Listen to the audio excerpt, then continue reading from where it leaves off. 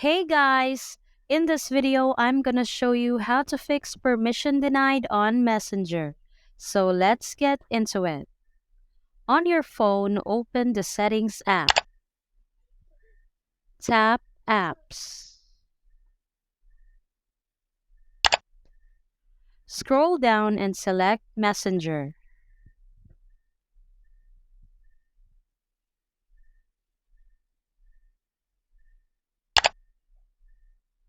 Tap Permissions.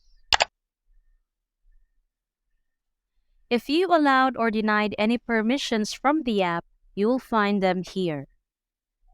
To change a permission setting, tap any of the following, then choose Allow or Don't Allow.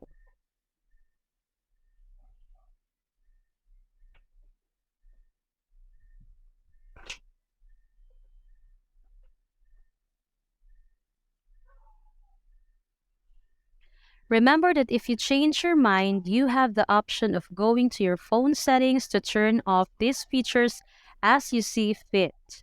So that's all for this video, guys. If this video was helpful, please give us a like.